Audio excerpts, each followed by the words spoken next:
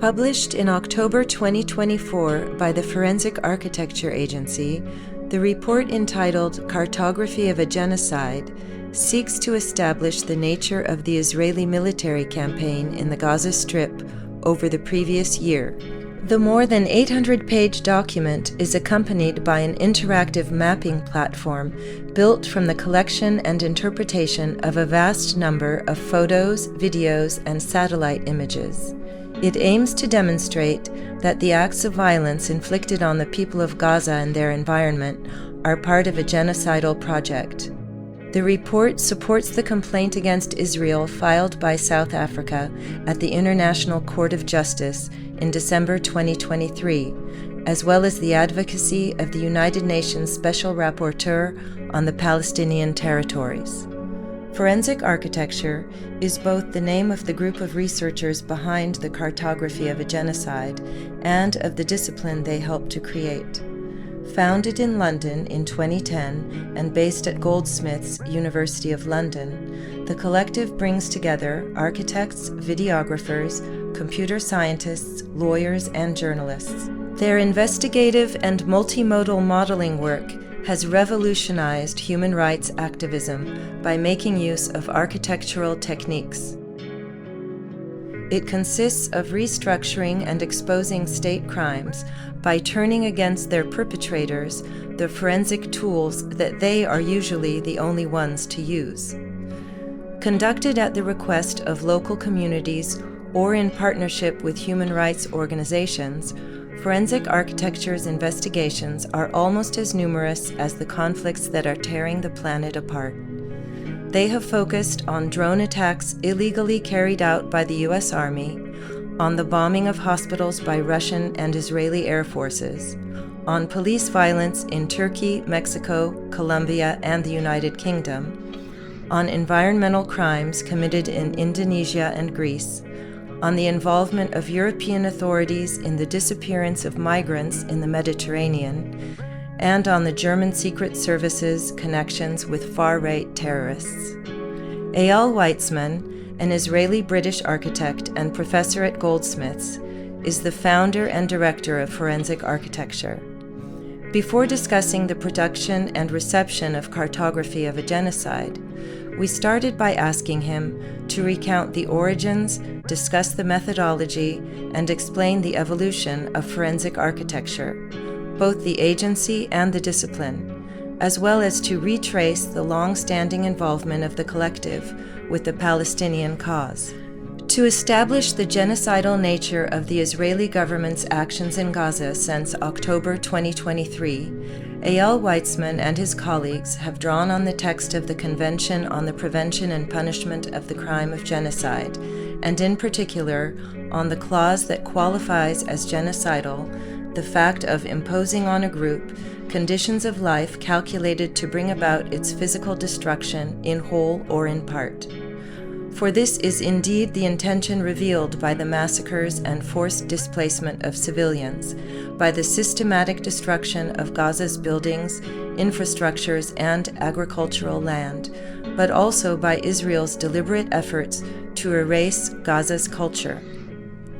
Beyond the report itself and what it says about Israel's intent and goals, we asked Eyal Weizman about his current research on the long history of Gaza and the place that this region of Palestine occupies in the deployment and transformations of the Zionist project. He also evoked the troubling similarities between the fate of the people of Gaza and two other military campaigns that forensic architecture has been commissioned to investigate. One is the genocide perpetrated by the German colonial army against the Nama and the Ova Herero of Namibia at the turn of the 20th century. The other involves the attempt to exterminate the Ixil Maya of Guatemala under the dictatorships of Generals Rios Montt and Luis Garcia between 1976 and 1984. Our conversation ended with a discussion of the near future as suggested by the Trump administration's assumption of power, the criminalization of support for Palestine throughout the global north, and the growing risks to which populations affected by state violence are exposed when they disseminate information about what happens to them. The interview took place in Paris on January 26, 2025. So in October 2024, Forensic Architecture, your office, published this major report called Cartography of Genocide, Israel's Conduct in Gaza since October 2023. And this report, which is major both in its finding and its size, since it's 827 pages, I think, is both informed by the work that your offices and you have been doing since the early 2000s, but it also departs from it in some major way. So in order to assess the departures, I think we should start with recap briefly on what is forensic architecture, what does it do, its methodology, its ethical protocols, and its purposes. So let's start with that. Yeah. So the kind of prehistory of forensic architecture is a project I was undertaking, a mapping project that was undertaking together with B'Tselem, the Israeli human rights organization, in the occupied West Bank in the first years of the 2000s, during the time of the Intifada. The second Intifada. The second Intifada has just began. And Edward Said has published this article in the LRB calling for a counter-cartography of Palestine and lamenting the fact that, in fact, the Israelis control both the territory and its representation. It called for a kind of cartographic turn, and something like that inspired very much a group of, us young activist architects, and we started mapping out the crimes committed on the drawing board, meaning the design aspect, the planning of the settlements. There wasn't a map at the time. We had to travel through the West Bank, which was, kind of an area undergoing quite intense confrontations, in order to understand the way in which architecture and planning has been mobilized as strategic tools. And we thought if the crime of the occupation is perpetrated through architecture, that architectural techniques would help expose it. And out of that came a report that tried to our understanding, for the first time, to incriminate architects in human rights violations. So you'd think about the people that normally are considered to be the perpetrators of human rights violation being military personnel, politicians, police forces sometimes. And here crimes or human rights violation and war crimes were committed on the drawing board in the way lines were drawn, in the actual shape of settlements that were meant to cut apart, control the space, and create an unlivable zone for Palestinian, meaning all the arteries were actually chopped apart by the way in which the settlements were located, planned very much by architects that were previously military personnel. So they knew how to control space by cutting the arteries, taking the control points above, enveloping Palestinian-built fabric from all around, so that to constrain its possibility. And then later on, I started imagining when, and it was when that map and that report was one of the main evidence in the 2004 ICJ case against the wall. And ICJ being the International Court of Justice, where the court has actually ruled that the wall that Israel was building since 2002 within Palestinian territories was illegal and called for its demolition. Of course, it immediately got demolished. But that was, I was seeing that evidence being part of not only a legal process, but a legal process that was wrapped into a social movement and an anti-colonial project, because the failure to comply with the 2004 ICJ ruling is one of the starting point of the BDS, a movement for the boycott, disinvestment and sanction of Israel that has gained huge prominence within the conflict. And so again, I've learned two things out of that. One, that what we architects can draw and do can be taken, quote unquote, seriously by grown-ups in the international system, and then that cases need to be not confined to court, but part of a larger political movement. And that's how we've worked since. And then, I had a chance. I got a grant from the ERC around 2010 and 2011 to actually formalize a kind of a subdiscipline of architecture that we called at the time forensic architecture. We did not really understand it immediately to be what it is today. It was originally understood to be, kind of those type of territorial mapping and also an analysis of urban warfare that I was doing a lot of work on. More or less understanding the building as in an analogous way to the cadaver in, forensic anthropology. You look at the building, you look at the traces or the ruin of the building and reconstruct, maybe also like an archaeologist, what are the forces, physical forces, blast or, the blades of a bulldozer or gunfire that you can read from the material fact of the architecture. So we started developing modes of modeling and understanding cities undergoing urban warfare. And of course, at that time, in the early 2000s, in the first decade of the 21st century, cities became the targets of in a number of conflicts, across the sort of neo-colonial frontiers of Iraq, Afghanistan, Palestine, and in these places. Then something happened, and we didn't understand it immediately, but we kind of fell upon a technique rather than design it, because in 2005, mapping became redundant with Google Earth and Google Maps starting to make satellite analysis more or less publicly available. Of course, not in a resolution that we have today, not in a frequency that we have today, but you didn't need to map. And a map became a photograph, right? And a satellite image, as Laura Kurgan is showing in her book, also with own books, is an understanding of a photograph. You need to understand resolution and bandwidth and color and ground truth in order to understand what you see in a photograph taken from outer space. But it is primarily a photograph.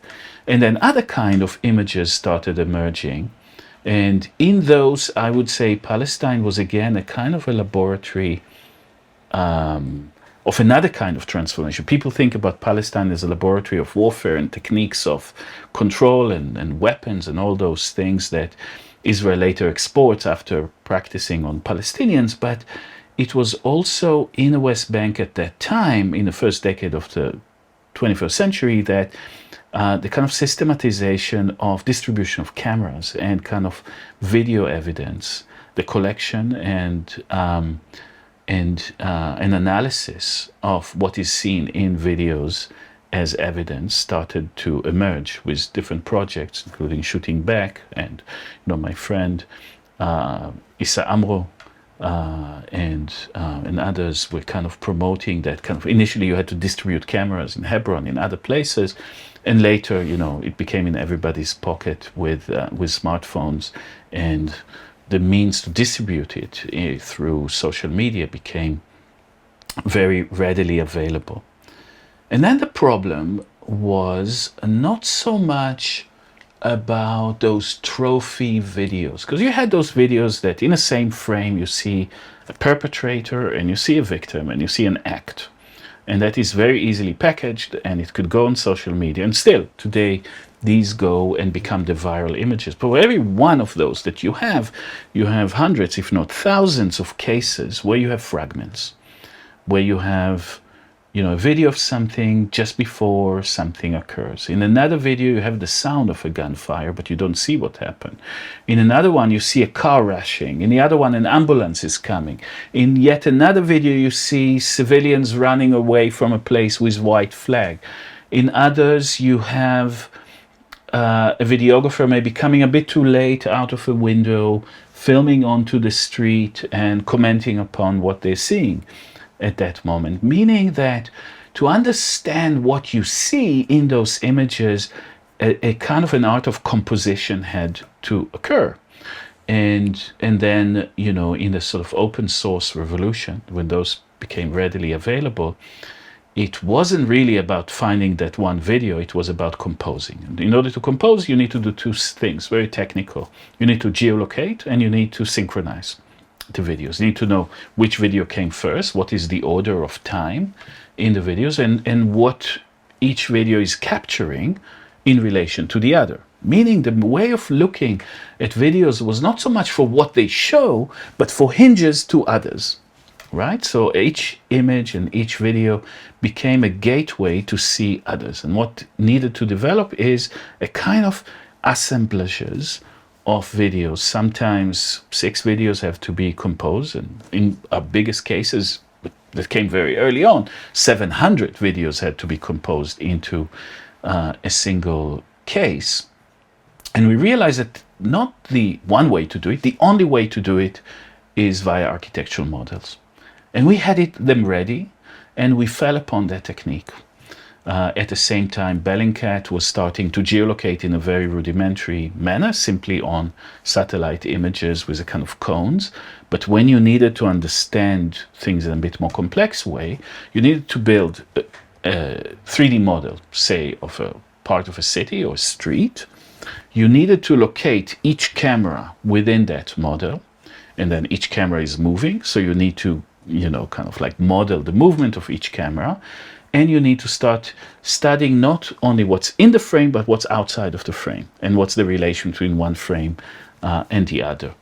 And only 3D models can do it. And we had that. We had the people to do it. And very, very fast it caught the attention of the people that were doing analysis. And the first cases were on drone strikes in the Pakistan-Afghanistan frontier, where we could actually start showing against the Obama denial that those were taking place, what was happening there. And at the time also, Bellingcat and Forensic Architecture were working very closely later, you know, kind of not parted way, but, you know, we built the capacity. We were kind of complementary in our capacities. Bellingcat was very fast in hoovering in a lot of videos, doing the first sync and geolocation, and we were like slow into building the images into a studio. The kind of the architectural model was the optical device within which you could see, the only way in which you can understand the relation between things. But there was another ideological component to this project, and that was a certain kind of anarchic disruptor kind of joy at the time. We came out against, very, very clearly against the traditional investigative journalism approach that you know, the greatest investigative journalists are those that have connections in the halls of power, that know how to cultivate those connections, reward them, sometimes, you know, do the kind of give and take that you need to do in order to keep your source happy, and then would get the kind of the file that would leak, or the deep throat that would give you the material about this massacre in Vietnam or somewhere else. And we said we don't speak to anyone. In fact, the secret is already out there. And that's a different conception of secrecy. It's not that there is a wall between the domain of the secret and the domain of the public, but every secret policy leaves traces in the visible world, and it exists as videos or as receipts or as flight paths that exist, you know, and this is how also the extraordinary rendition policy, the most secret policy at the time of the CIA, was exposed by amateurs that could just connect fragments, you know, like the evidentiary flotsam that, you know, this receipt with this photograph and this photograph with this flight path, and finally you had the kind of the assemblages of images that came from open source. And it became an ideology of kind of like, we do journalism and we do human rights differently. So it disrupted the field of investigative journalism, but it also disrupted the field of human rights, because human rights still in the early 2000s was very much based on a very empathetic interviewers who coming after the fact into a place and ask you, well, what did you experience, and take notes in a paper and reproduce your testimony, and there become the conduit for testimony. And in a sense, we thought this is redundant, no, because the testimonies are already given live, and also human rights field was part of the human rights, was part of the humanities. No, it wasn't a kind of a scientific practice, although it had some, it was kind of starting to be interested in all sort of scientific investigations, etc. Human rights traditionally were those kind of empathetic, liberal left-wing people who were going to places and taking the testimony, and it was about the testimony, the direct testimony of victims that need to be mobilized against the scientific, technological, repressive power of state. So there was an ideology that kind of grounded those testimonies. And for us, we decided to refuse that distinction between evidence and testimony, between the misanthropic scientist and the heartfelt humanist. And in fact, everything that we were doing was kind of blaring that. We say a video that is taken by somebody who experienced firsthand a community at the forefront of conflict is both a testimony and a piece of evidence.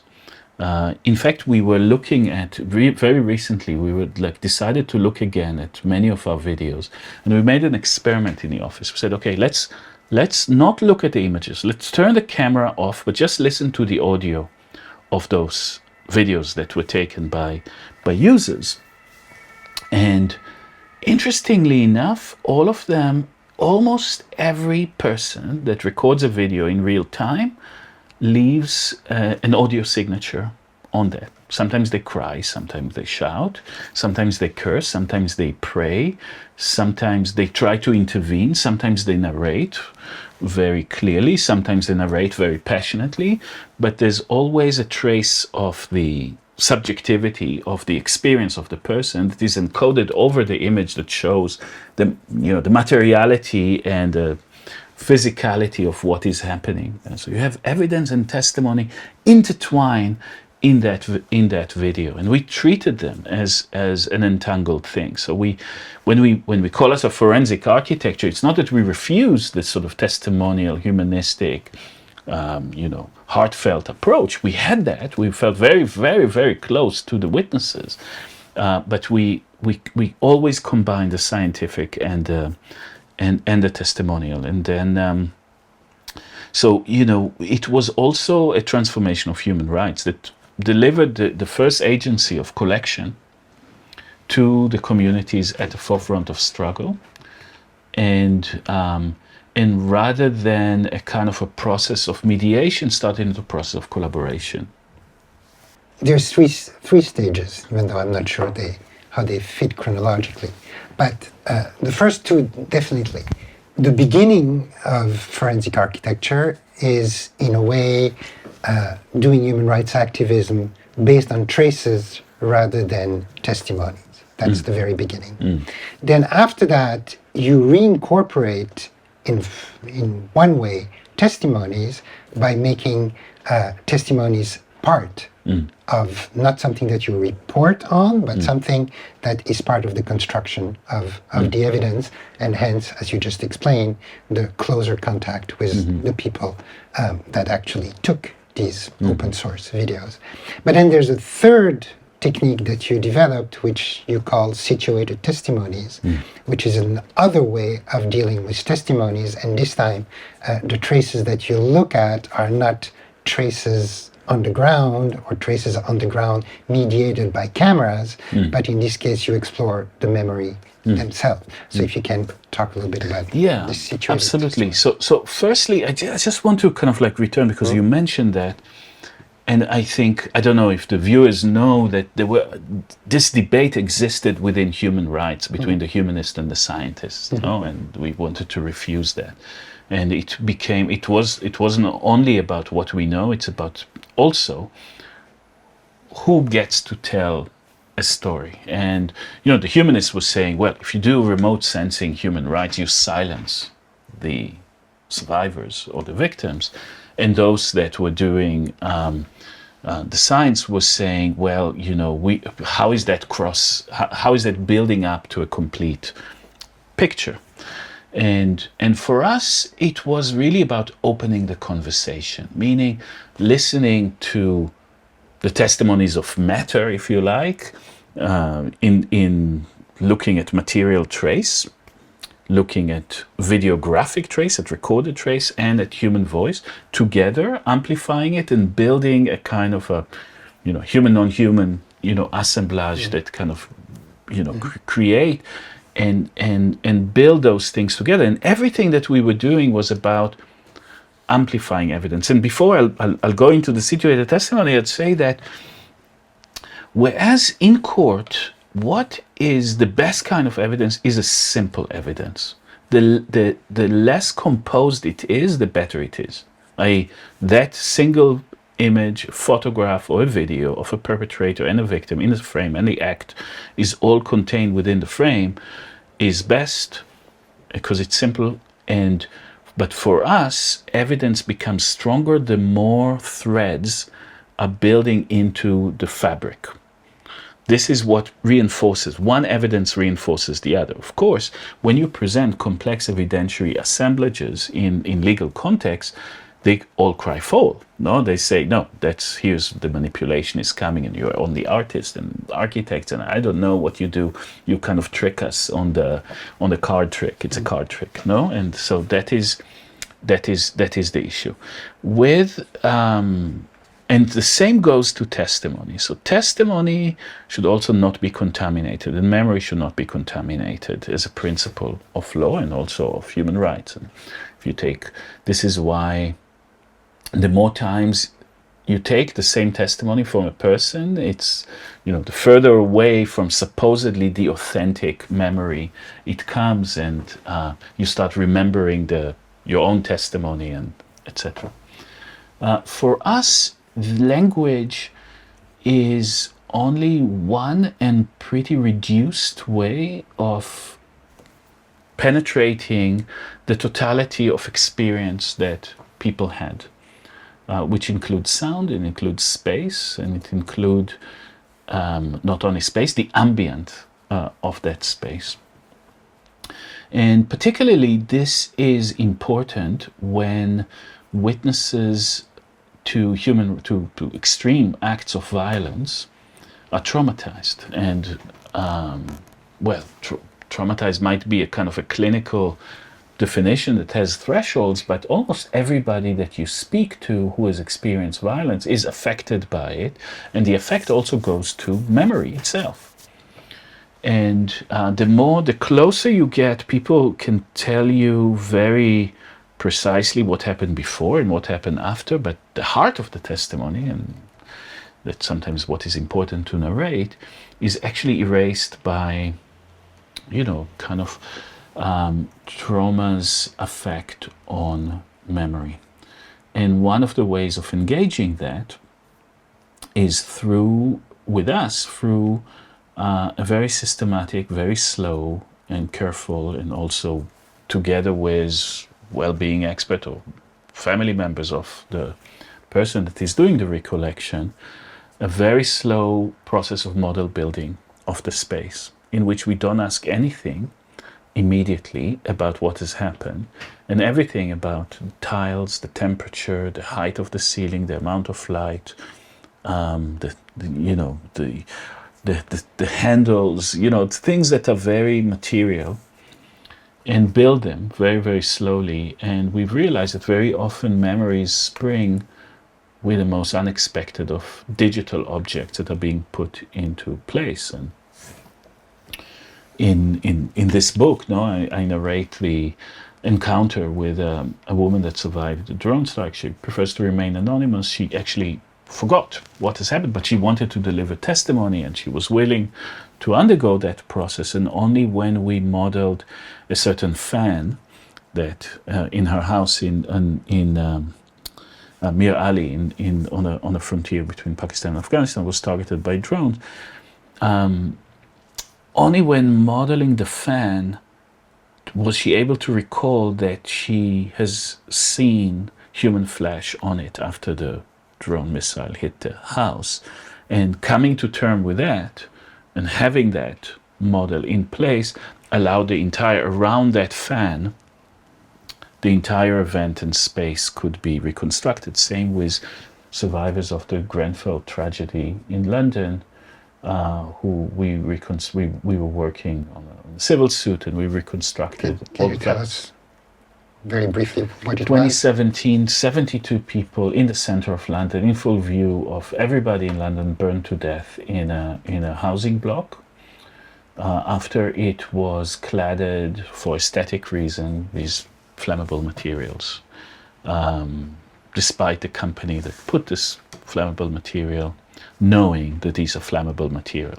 Somebody thought it looks good, and effectively it caught fire, and 22 floors. There were hundreds of people in the building. In order to survive, you needed to go through the stairwell, and the stairwell was full of smoke. And that was London hell. And I remember the day after, I mean, we just couldn't believe it. I mean, everybody was, you were seeing that smoked building with a cloud going into high heaven in front of all of us, shocked that something like that could happen and could be a result of the kind of relaxation of planning codes and an amplification of aesthetic codes in one of the most richest boroughs in the world, Kensington and Chelsea. But there was a bigger civil suit, and as part of it, we were asked to record the testimonies of people. The flats are gone, but we were building the flats one after the other, you know, object by object, book by book, plant by plant, and trying to understand also, so that was important in itself, but all those objects were also memory anchors. It was like, you know, the art of memory in the sort of digital age, if you like. And the most extraordinary example of that is what you did in the Syrian prison of Sandaia, that you also reconstructed based on the memories of the prisoners who managed to escape. This prison that has been recently uncovered in full with the fall of the Assad regime. Yeah, absolutely. There we met 5 survivors who were in Turkey as refugees who wanted to record their experience. They haven't seen the building because they were thrown into a car blindfolded. They were blindfolded or had to press their hands against their eyes. When they were inside, they only heard the building. And they counted, sometimes some of them counted footsteps, and some of them paid attention to the echo and reverberation. And together with Lawrence Abu Hamdan, a former PhD student who now runs an organization called Earshot, we reconstructed from their audio recollection the architecture of the building, which was, and produced the only model of that building, because here you have no photographs. And sometimes the situated testimony comes to replace the absence of photographs. But just like photograph, memory is also perspectival. No? I mean, it belongs to the person, but situated in a particular space-time. And for a long time, that was the reference, because this was the only model of Sandaia, of the way it was organized inside. And incredibly, when it was liberated this fall, initially what happened was hundreds of people from Syria were tagging us, writing us, direct messaging us on Instagram or X, to say, you know the building better than anyone else. They're still, our loved one are still in the basement somewhere. Where's the basement? Where's the basement? And when we were saying, actually we don't know, because the witnesses that we were interviewed were not at any basement in there, or at least they did not record that. There was anger that was actually, and we decided just to put all our material on open, actually the files, the architectural files, because we had the platform. We had a kind of like a polished version of that online, but we put a digital model online, and that digital model is a reproduction of huge prison with tens of thousands of prisoners in it, like the real kind of current day concentration / death camp in Syria.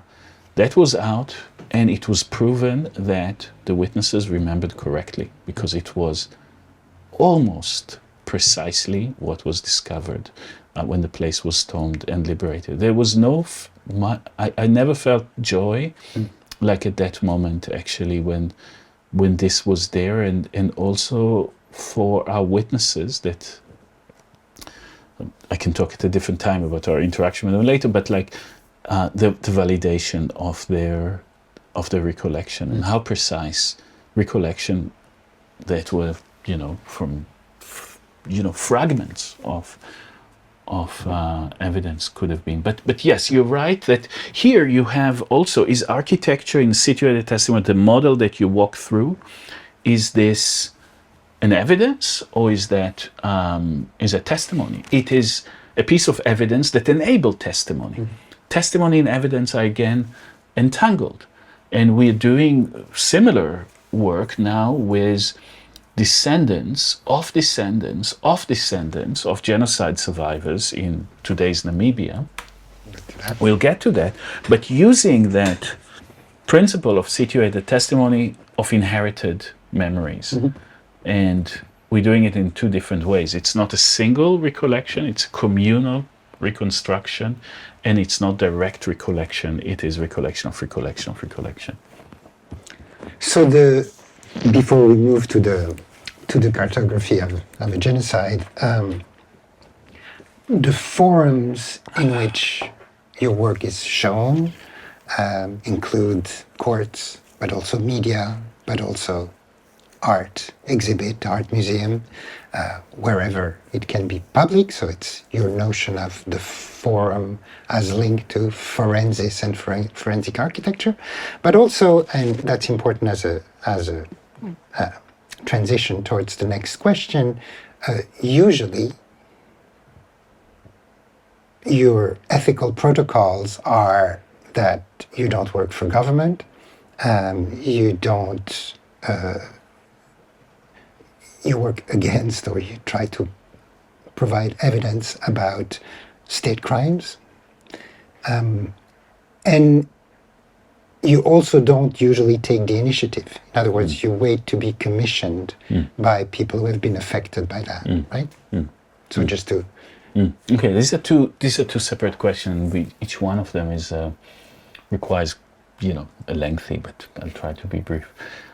Firstly, it came out, our analysis of the place of law and human rights in politics is exactly to open it up, socialize evidence production, and socialize the evidence distribution, right? And it's difficult because if you collaborate with a community, and if you say in advance, yes, we're committed to Palestine liberation, to decolonization in the way that we understand it to be, kind of freedom for all between the river and the sea,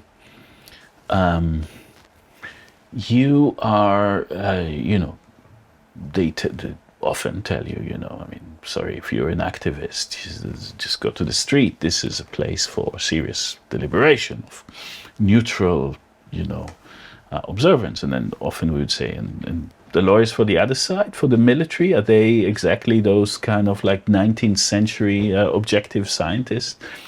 No, let the evidence play. But also, it is about the way in which evidence and human rights, in as much as anything is worth in that discourse, is to be linked to political initiatives. So when we take a case, our first analysis is, is it the case for us? Is architecture could help there? Do we know how to do it? If we do know how to do it, we don't take it. We always say we don't take cases we know how to resolve, because we're also a university. Forensic architects sit at Goldsmiths, and now we have also our responsibility as academics to do something new every time and to open the field and then to disseminate the technique. So that's part of our mandate. But the third question, then another question that we have we been asked to do it? Or just we go into something because we think it's interesting? And it's not that we've never done that in the beginning, but we learn not to do it. Because you don't enter the site of somebody's trauma uninvited. And if you do not, if you are invited, that is a beginning of a form of relationship that is close, that is collaborative, where we are not a remote expert, but we're all experts. No, there are the experts that understand things like the prisoners of Sadnaya. They're expert listeners, or the expert recollectors. Like in Namibia, people that can conserve the memory and transfer it on, with the expert in some kind of IT thing. So we are like the IT department of that of this sort of social and political movement. That's really important, to enter a place welcomed and collaborative, not to say, oh, sorry, can we run between your leg and do that, and who are you and why are you doing that, and what's your interest in that.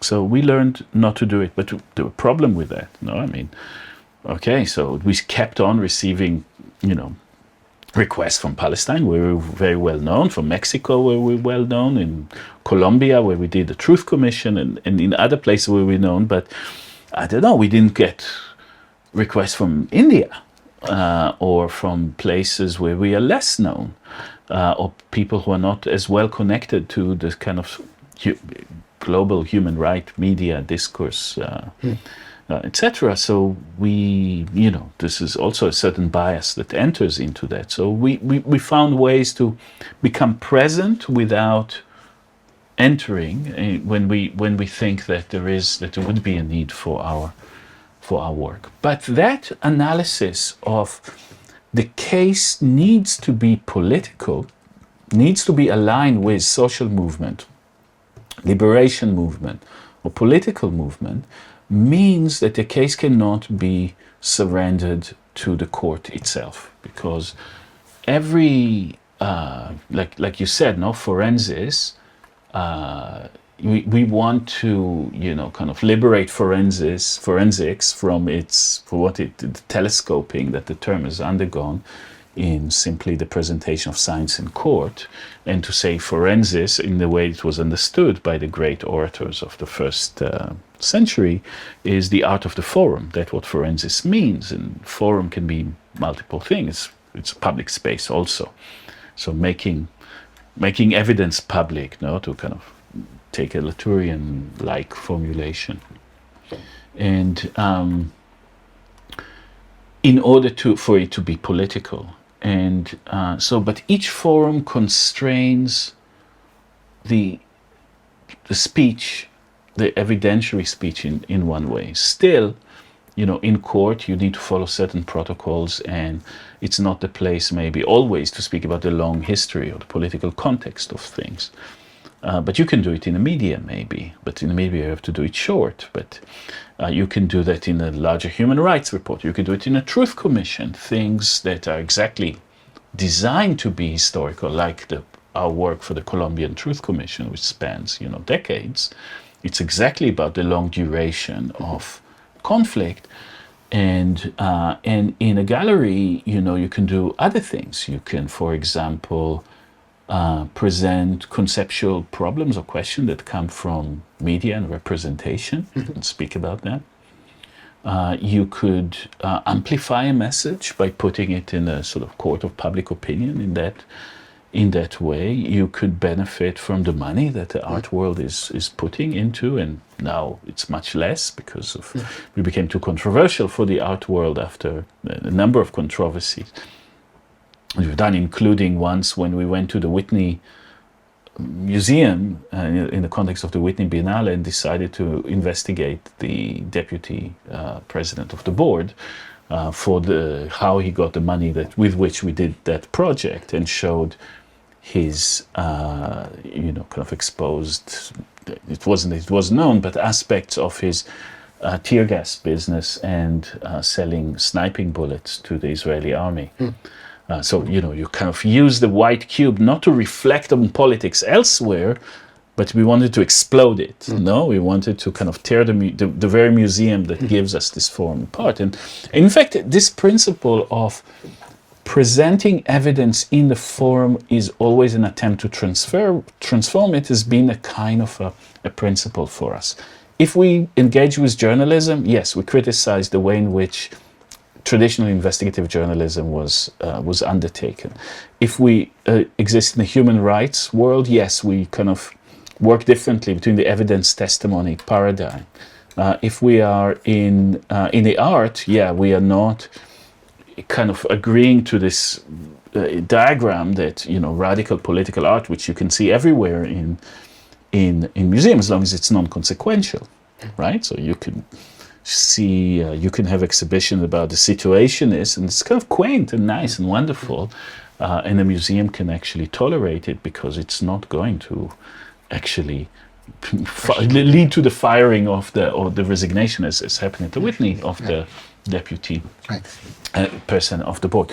So each forum allow a different facet of evidence to play, allows you to connect to different, to socialize it differently, or politicize it differently, and each one offsets the limitation of speech that exists in others.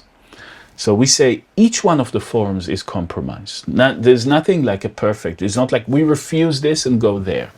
We do all the forums because in each one, there's limitations and possibilities, and that allows things to happen, which means that we in all compromised forums and being criticized rightly for why you're representing in court. The court is actually a bureaucratic mechanism that is just made by the state for the state, and you just give legitimacy to a legal system that need to be discarded in a revolutionary manner. Why are you showing in the art? You're just enjoying the this, or human rights is a kind of liberal softy kind of practice, etc. But we think that just like this multiplicity, the radical multiplicity in which our work, the spaces it occupies, offset, and this is really where the kind of potential, the transformative potential, if it exists there. So in that, now the transition to the next step, despite the fact that there's a multiplicity of angles and a multiplicity of intervention that you had before, the recent report that you published in October about what's been happening in Gaza since October 23 is a departure, I would say, in two ways. One major way is that this time it was not commissioned by anyone, it was self-initiated. That was something new, at least totally new, or a radical novelty. I mean, you had sort of finagled that before, but this one was clearly self-initiated.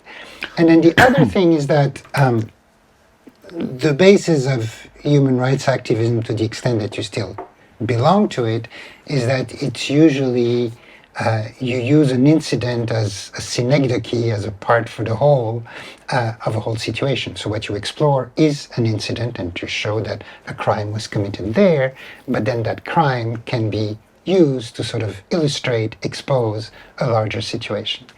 In this case, you sort of turn things around. It was not about exploring one incident, but exploring a huge multiplicity of incident in order to prove that, in fact, a genocide was happening. So the two questions would be, first, why, and how, and under what condition did you decide to sort of self-initiate that project? And also, when did you do it? I mean, when did you decide, when, after not only October 7, but the beginning of the Israeli campaign, when was the turning point? Because I think you started off by doing your usual work, so to speak, by exploring what had happened at the Al-Hali hospital. But then you moved from that to doing this cartography. So why and when is the question? So it really happened after our legal, political, historical analysis that we've undertaken at the beginning throughout the months of October and November 2023. And it took us time. I mean, Rad Segal on the 13th of October says this is a text case. Rad Segal is an Israeli Holocaust scholar. Comes out with a very influential article, said a textbook case for genocide. On the 13th of October, on right? the 13th of October. We took a little longer, but not much longer, definitely not as long as Amnesty and Human Rights Watch or others, because we needed to kind of like understand what situation we are in. And by November, our analysis was that yes, this is what we are witnessing is a genocidal campaign against Palestinians. And that means that who should commission that? Who is here the target of this genocide? And who is it that we should be in contact exactly with? Now we have several brilliant Palestinian researchers in forensic architecture. We have our partner in Al-Haq, which is the first and biggest Palestinian human rights group that has been also they've been designated as a terrorist organization by the Israeli Ministry of Defense, but 4 years ago now. And but they are our partners, and there is a forensic architecture office in Ramallah with Al-Haq. We have together decided that what we're seeing is genocide. We need to stop it, and that even though we were in contact with people on the ground, and in the early days more, we were having phone calls. We were speaking to people. We also had a partner organization in Gaza called Ein Media, which has done all our project in Gaza were undertake collaboration with Ein Media. The very first thing that we've done was not Al-Ahli. In the first week, we were looking for partners. We were looking for friends. People were looking for them on the ground, and we were looking for them amongst hundreds of videos that we could see until we've learned something that we haven't yet put out. And then on the 22nd of October, the director of this organization, Rushdie al-Sarraj, who is the son of the Gaza's mayor, went to his father's home thinking it's safe and not understanding the transformation that was going on. And of course, his father's house was targeted, and he was murdered in there, protecting, lying on his daughter and his wife. So this is the first thing that we were doing was not even in the field of human rights, was just effectively looking for friends and partners. We were all gutted. We were disoriented. We were in enormous pain and shock. And then slowly we have also decided that just being in contact with people, journalists are being targeted, people that were uploading things were being targeted. We thought it's too dangerous to actually take testimonies that are not already out in the public domain. So we did two things. One is that we understood that in this genocide, physicians, doctors, medical professionals are the witnesses, and that we would talk to, because they were going in and out. And a lot of physicians, before going to Gaza, were stopping by Forensic Architecture Office and asking us, how do we collect evidence? And we did several kind of training sessions. We talked about it, and they were sending us things when they came out, and we were talking about, keeping the camera on, recording the audio, and rather than going with the camera to train the camera on things, just keep the audio on. We can do a lot with the audio. Just keep it on. It's also not so much data, and pragmatically it was much better. And it allows us to sync because of the audio signature of blasts, effectively, with different events. And the hospitals were at the center. The hospitals were being targeted, and physicians were being survivors, effectively.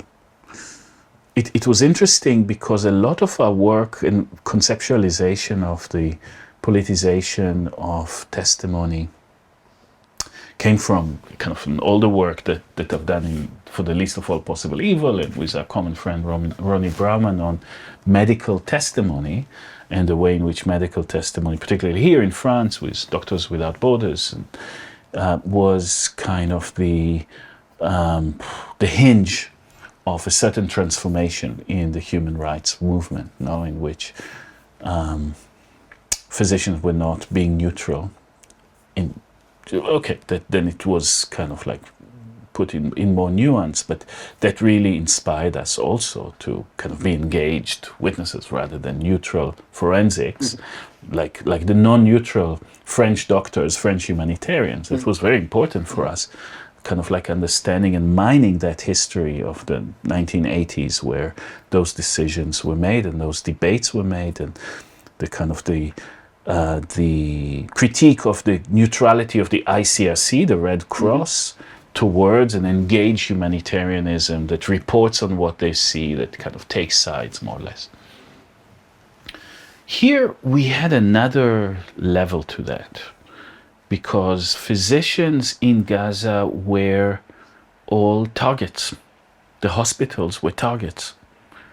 The hospitals were also some kind of temporary refugee camps, and so they became central nervous system, because people came from all over Gaza. When Gaza was under the most intense bombardment in the history of aerial warfare, people crowded to the hospital thinking that Israel will not bomb the hospitals.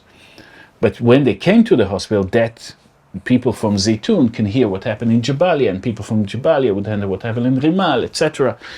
All the stories were kind of syncing up, and the scale of atrocities were becoming clear in the hospitals, and also to the doctors, who became secondary witnesses to the recollection of their patients. So doctors were survivors, they were direct eyewitnesses, they were expert witnesses because they could read in the wounds the kind of munition, or in the blood the kind of malnutrition that was imposed on people in Gaza. And we started working with physicians, and particularly with one very admirable, very special person called Dr. Hassan Abu Sita, whose family is actually Palestinian refugees from the area that has become what's called Israel called the Gaza envelope, the area just outside the Gaza Strip, and worked with him on Al-Ahli and on other hospitals. So two things happened. No? We knew we couldn't speak directly to witnesses. We started speaking to doctors. Hospitals became important. And we couldn't wait for like a commission when the targeted group is a nation. And what we've done is we started collecting evidence in a way that was kind of started totally manic. Every video that was uploaded that existed, either online or in Al Jazeera, or by that time we were pretty well known also in Gaza and across Palestine, so people were sending us directly videos. Each video that we were seeing went into a database. Each one went through a process. Each one was verified. Then it was geolocated, timed, and a description of what is in it. And we started collecting thousands and thousands and thousands of those videos, each one showing a different aspect of a thing. And of course that when your analysis of what you're experiencing is genocide, unlike in human rights violation cases or war crime cases, is not incident-based. It's a notion of patterns, which is crucial to you. Yeah, so in the a war crime is a bombing of a place where it's not, if it's not a military site. No, this is the category of distinction. Under the category of proportionality, an incident analysis would say, oh, are there too many? What was too many? No, that kind of lesser evil argument. No, are too many civilians being killed in relation to the significance of that target. So that is the traditional human rights and international humanitarian law war crime analysis. In genocide, you need to look at what it all adds up to. What it all those atrocities that are happening, do they add up to an image of a designed campaign for destruction under the special intent that genocide requires, the intent to destroy people in whole or in part, or any protected group in whole or in part? And the way to understand it is not really to just look at the evidence, but at relation between evidence. So, in fact, it's become a meta process. It's evidence about evidence.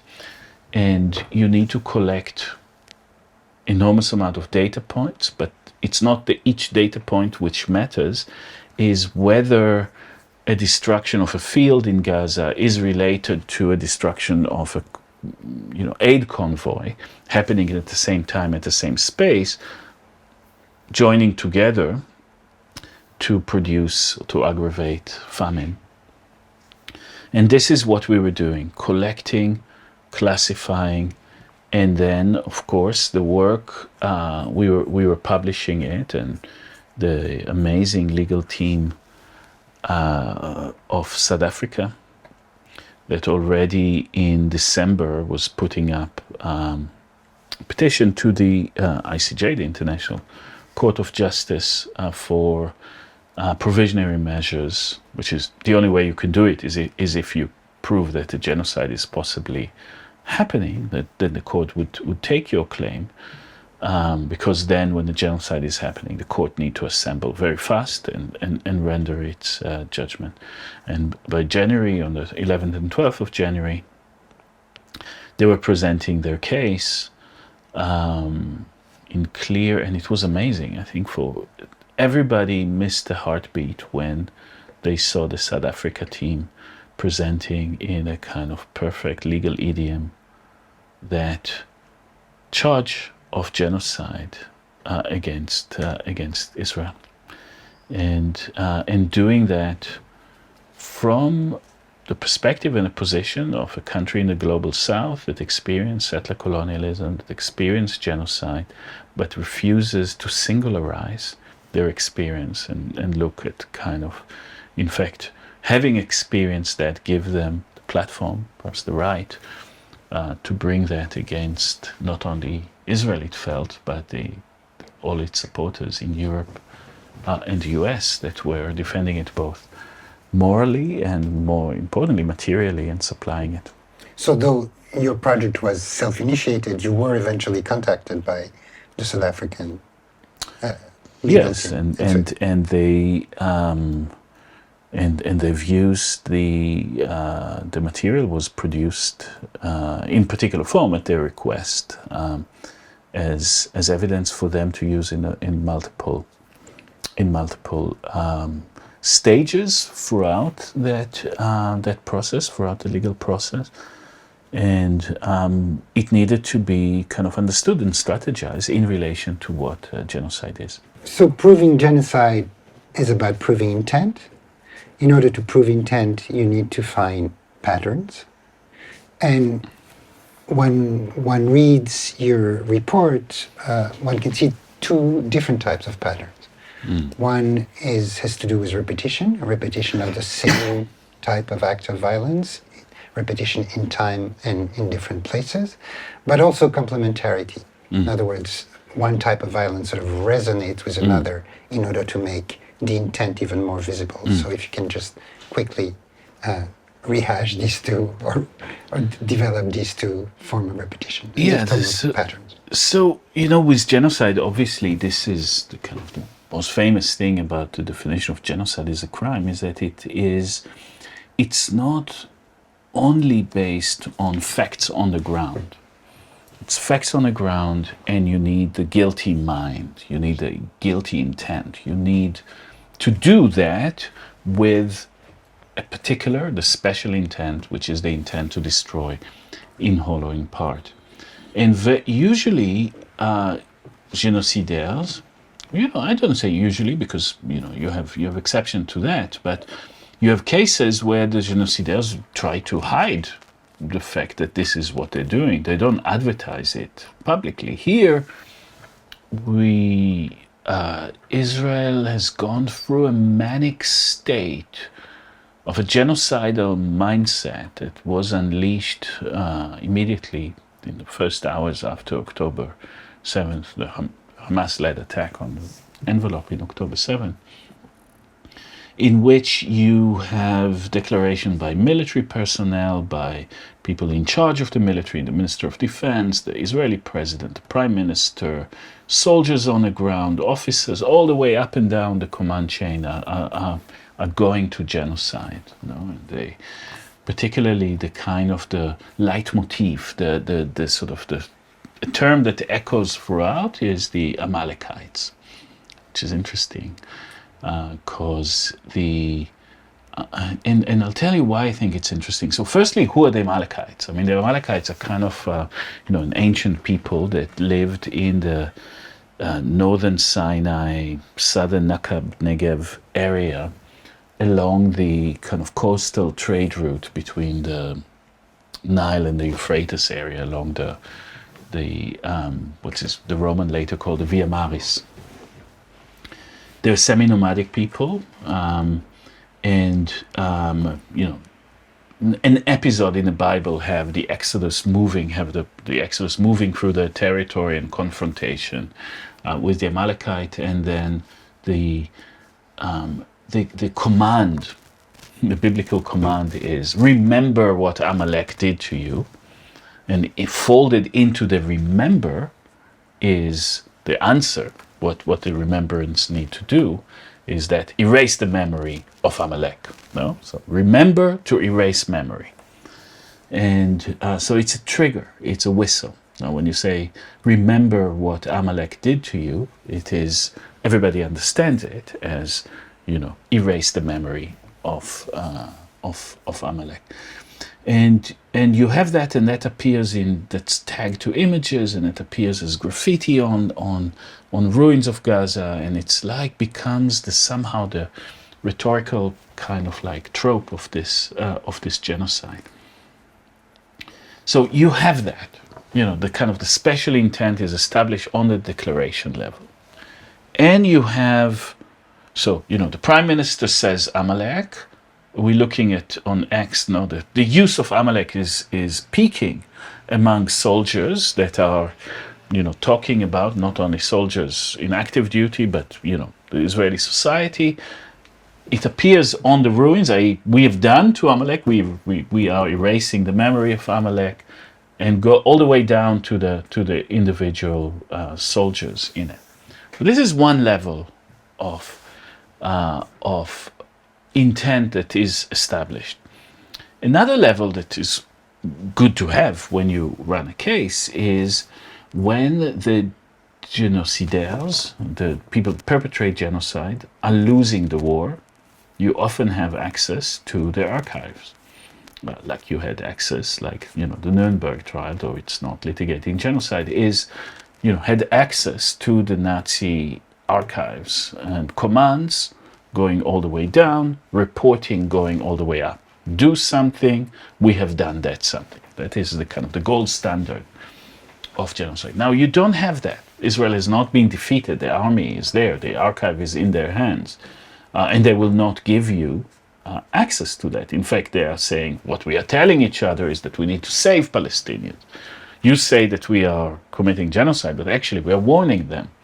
We are providing some smattering of humanitarian aid here and there, etc. So then, recognizing that the special intent cannot be, evidence for that cannot be derived from still active militaries that have not been defeated, international jurisprudence usually allows for patterns to actually evidence the intent. What does it mean? It means that if Unit 1, say Golani, which is an infantry unit in the Israeli army, provides certain kind of atrocities in northern Gaza in October and November, or in November and December 2003, and another unit, say Givati, another infantry battalion, is doing the same in Rafah in May and June, and the paratroopers are doing that in another time, in another space. This is a pattern of action that, because they repeat across the battlefield by different units at different time, you can deduce from that that there is either a command or a policy that is promoted silently that demand that, right? So it's not each action in itself. The actions, the imminent action on the ground, testify for a higher order that is invisible. And then you're looking at different orders of patterns, and in statistics you have different orders of patterns. You have the immediate patterns, no, like let's say every school or and hospital within a domain of a particular unit is being targeted in a particular way by following a certain kind of actions, and then you start looking at the relation between, one type of destruction and another. So, when throughout the genocide, you had a lot of reports, the World Health Organization is tracking hospital, and other organizations are tracking, the destruction of agriculture, and other organization of aid, and other organization, of schools. And then you have all this proliferation of term of scholasticide, of people that track schools, because they're seeing that massive destruction, and domicide, those that track the destruction of homes, etc. But what do the genocide exist in the relation between those different patterns? So when you would expect that if the Israeli defense destruction is a consequence of contingency, meaning there was resistance from a particular area, and therefore we had to demolish it legally because there were armed personnel in that particular area. But then you would see, a kind of random distribution of data point across the map surface. What you see, unlike that, is that all data points align. Meaning when they destroy agricultural fields, it is actually part of a larger designed plan, which is to bisect the Gaza Strip into separate areas, and we'll talk about what happened in those separate areas. And in a clear geometric pattern in space, and in time, that agricultural destruction happened at the same time that attacks on aids are unfolding in a completely different part of Gaza. Attack on agriculture is an attack on the ability of society to feed itself. Attack on aid is the ability of, international donor to feed them from the outside. When you don't have your own fields and food does not coming in, that aggravates famine in a particular way, or create famine, or engineers famine. When you don't allow journalists in and you attack journalists inside. These are ways in which those patterns speak to each other, mathematically, if you like, across the battlefield. But I remind you that each one of those patterns that kind of lead to this matter is like behind it. There's a video or a testimony. There is a voice memo that is sent to us, or videos that is sent to us. Each one of them is a heartbreaking testimony, like that of Hind Rajab, a child that is driven with a family to evacuate when and how the Israeli army instructed to evacuate, and is murdered in a car. And the ambulance that is sent towards her is also attacked, and the medics are killed. Each one of those points is a story that is actually also human story, that humanize, and all of them are speaking about ending the genocide. So, still with pattern, but moving to another kind of pattern. The patterns that you've observed in Gaza reminded you of two other cases that you've investigated, very different cases, apparently, but with similar pattern. One was in Guatemala, the other one in Namibia. So let's briefly remind ourselves what you saw first in Guatemala. So firstly, just to say that although the majority of our work during the genocide in Gaza was on Gaza, we have not stopped working on other places. And we had ongoing work in different places, including Namibia, where I was, and I was asked also to deliver expert testimony in the genocide trial of Lucas Garcia, who was the head of the Guatemalan army at the turn of the 80s, 1979 to 1982, where a genocidal campaign against the Ixil Maya people, Maya-speaking people that are living on the highlands of Guatemala. And this was one of the first cases that forensic architecture did, because I got into that case through an interview with one of the greatest human rights forensic person, Clyde Snow, who was doing human rights exhumation there, or exhumation for proving the genocide, reading the genocide on the bodies that.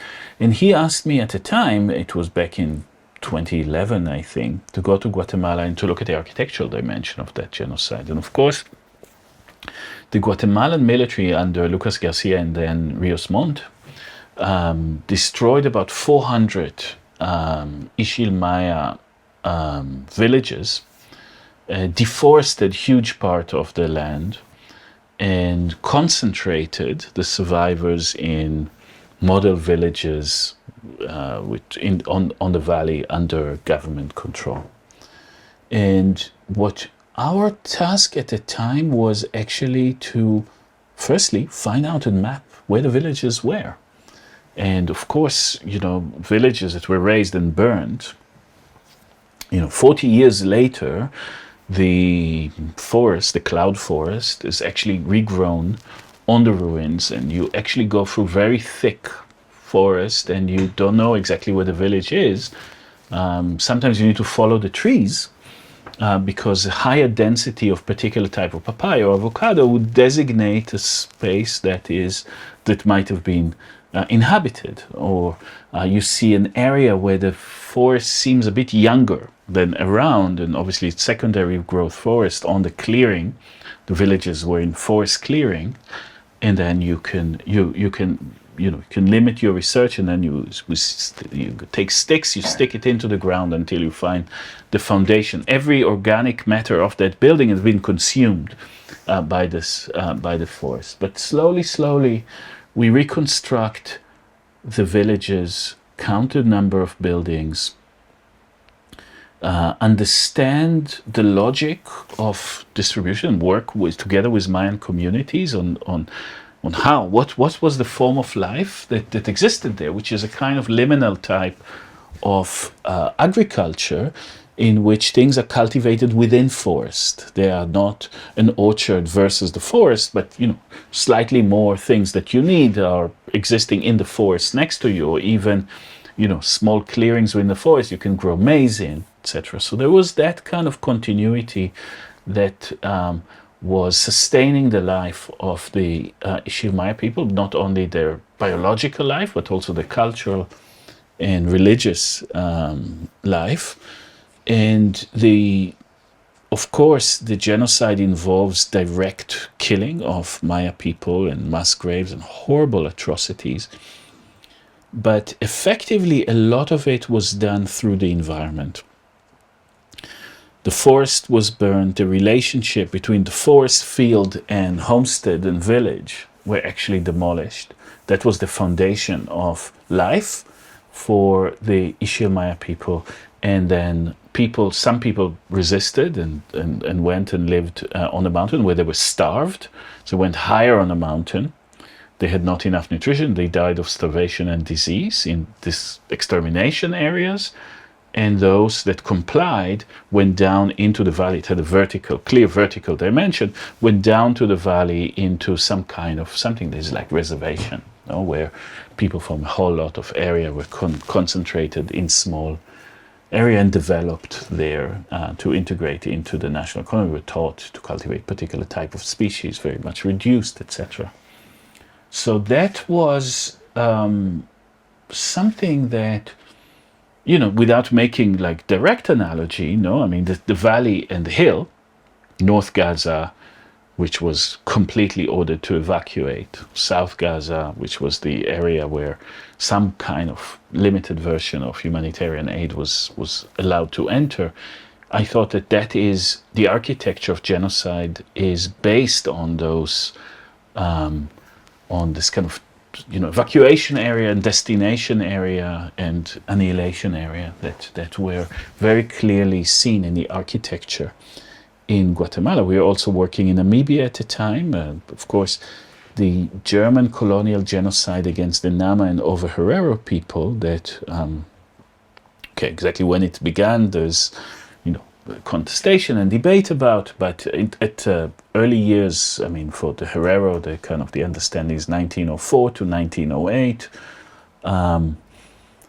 German settler colonialism escalates into genocide based on an insurgency.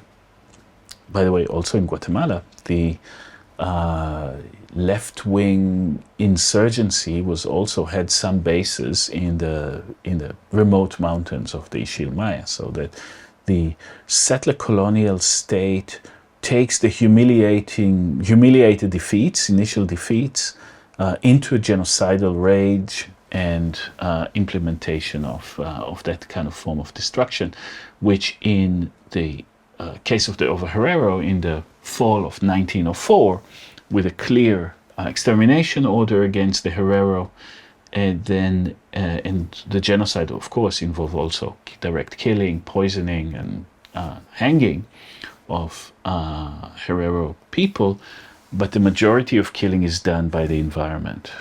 The relationship, the Herero livelihood and form of life is grounded in the more or less fertile valley around Windhoek and Okahanja, in the relation between certain kind of grass, bushes, and cattle. The cattle are being destroyed, and the people are expelled beyond the line of water divide into a more arid area, and the environment does the killing. And again, you have that, and then, when the extermination order is revoked, people are concentrated, collected from large landscape and concentrated in concentration area, concentration camp, where they still suffer kind of abuse, forced labor, rape, execution, but the genocide takes another shape at that moment. And so you start seeing those relations between another settler colonial genocide in Palestine erupting around the rage of a military defeat, leading to expulsion into concentration areas, and the demolition of the conditions of life that ground those people in place. So that poses both a methodological question and also opens to the definition about a certain type of violence. The methodological question is the following, is that what seems to be the logic of these three cases is a logic that is based on cleansing. The idea is to push a population away, aside, at worst destroying it for good, but at least expelling it. So that's one element. And the other element is that it is triggered, at least the most intense phase is triggered by a certain form of insurgency. which means that people who deny that these are genocides will say two things. Will say, no, it was not a genocide, it was counterinsurgencies. And when you have counterinsurgency, well, bad things happen because it's a struggle, it's a war, on the one hand. And on the other hand, in the Genocide Convention, ethnic cleansing is not part of it. Lemkin apparently wanted to have it in, but finally in the convention it's not there. So you can say, even if you want to expel people, it's bad to expel people, but it cannot be called genocide. So one has to work with that, and working with that is, I think, what enables one in general to define a very specific type of violence, which is settler colonialism genocide, and that implies first finding the kind of regime of violence that is, which I think we can discuss, that is based on the notion that was in fact implemented and discovered first time around the genocide of the Nama and the Ovaherero, which is the notion of Lebensraum. So that's a certain type of regime, but also you have to show that this kind of violence falls into the category of genocide, and that means working on the text of the convention. Mm. So we spoke about the special intent. Under the special intent, and given the special intent, there are several prohibited crimes. The most famous and the most effective of is a prohibition on killing the people, the prohibition on creating bodily harm, of preventing birth. And these are direct acts of violence. The perpetrator is close to or directly affects the victim of the genocide with the consequence of the act. But what has remained in the Genocide Convention and allows us to connect it in a clearest way to settler colonial genocide is the prohibition on inflicting on a group conditions of life calculated to bring about the destruction in whole or in part.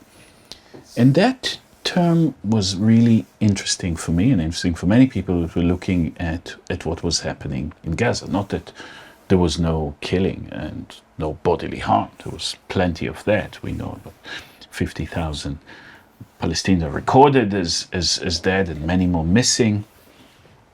There are bodily harm. There's upwards of close to 200,000 registered wounded, people we know are wounded. And I think everybody there has got a mental and physical crime, and prevention of birth without hospital is clear.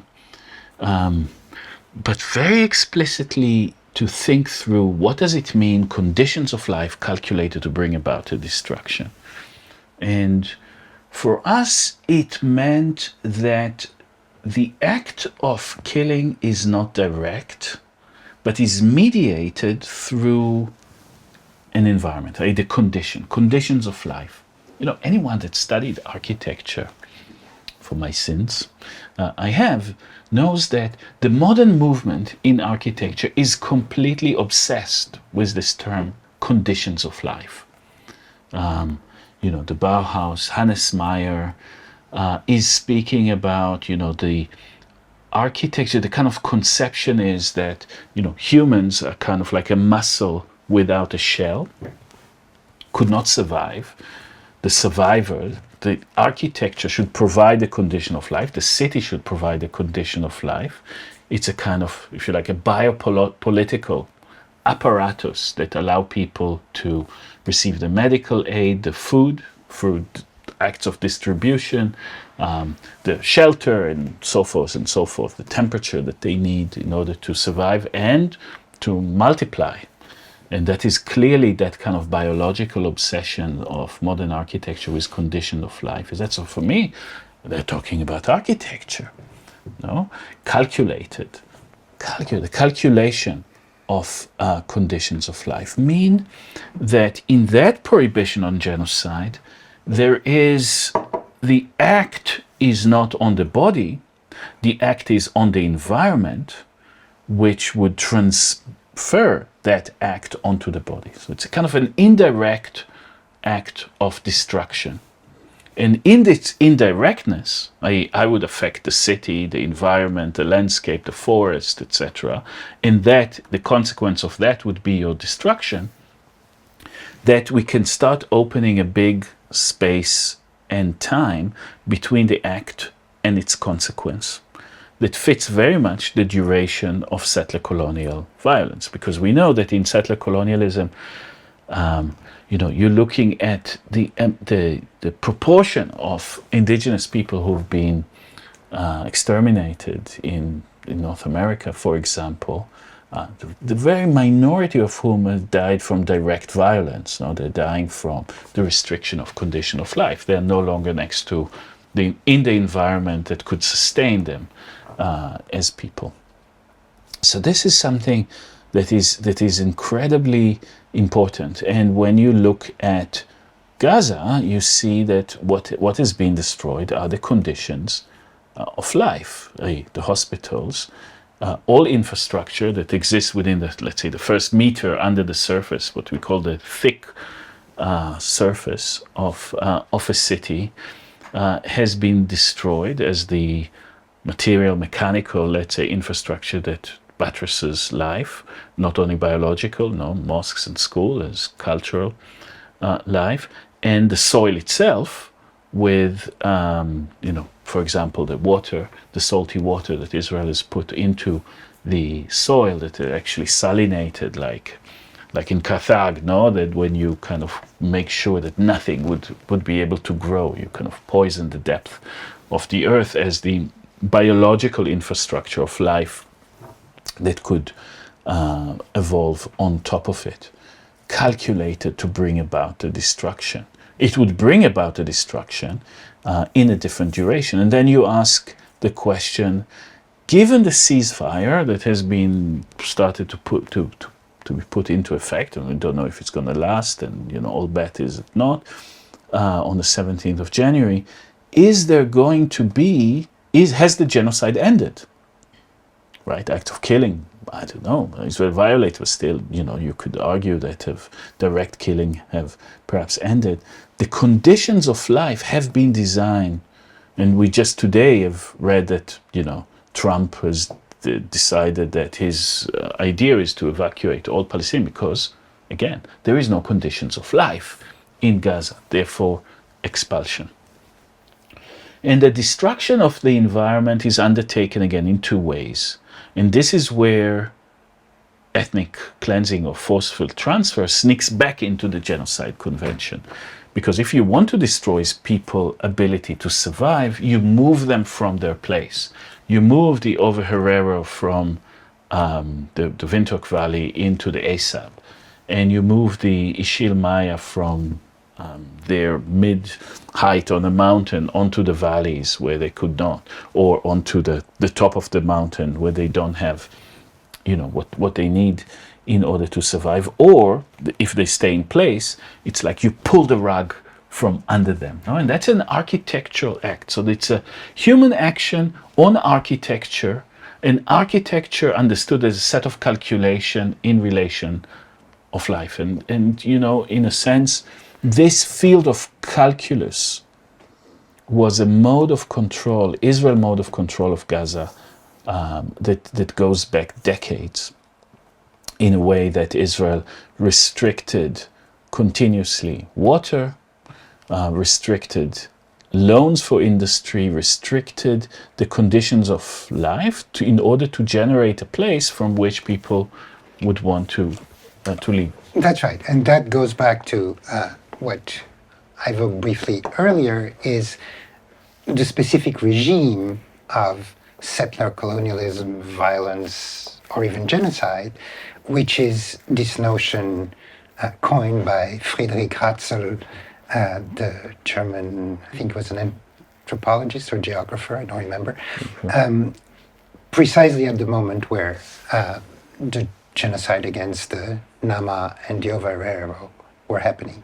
This notion of Lebensraum, that there is a people that needs a place, that needs more space, and that doesn't have the space that it needs. And it finds a space and it occupies the space. And the people who are on that space already cannot be considered as people worthy of that place and therefore can be expelled. So that's the basis of this regime of violence, right? And so, which is predicated on the ethnic cleansing, which is predicated not only on the ethnic cleansing of the people, but also on denying the fact that these people were there and were actually displaced. So in a way, it's a generalization of, what was the initial mantra of the Zionist project, which was a land without people for a people without a land. So it's kind of ironic that this notion of Lebensraum would be found at the core of the Zionist project. But that goes to a last type of pattern that we need to explore after the pattern that you've seen of repetition and complementarity in the genocide since October 2023, the patterns that sort of connect what's happening in Gaza with Guatemala and Namibia, also the patterns of what is happening now, and you just touched on it, what is happening now in Gaza with the deployment of Israeli policy since the beginning. So was there a project of ethnic cleansing since the beginning? How is it deployed? And this is something that you've started to work on, writing a book on Gaza that is provisionally called Ungrounding, and where you sort of made this long history of Gaza and the process of the deployment of the Zionist project in Gaza, which I think explains or illustrates the regime of violence that we just described. So firstly, I think that Friedrich Ratzel's main thinking laboratory, is the American frontier. I mean, he is a disciple of Turner, and he's looking at the way in which American pioneering spirit, frontier mentality, is the definition of that settler colonial project as the expulsion of the indigenous people, their concentration in places, in order to open that kind of Lebensraum. We should say that Lebensraum, from that kind of from an observation of the American frontier, ends up in Nazi ideology in Eastern Europe, where Hitler's kind of Eastern push is exactly to give the German people the Lebensraum, which is effectively a calculation of enough nutrition, enough soil to feed a growing population, right? So the German people could not actually survive without having access to primarily the Chernozem, the very fertile soil and the agricultural areas of South Ukraine. So that is a conception that shows you that settler colonialism first, although it may say natives have not been there, indigenous people are not there, or they're not people, they are part of the natural environment, firstly tracks the geography, the indigenous geography, to know what are the best places. And the best places are the places most robustly inhabited.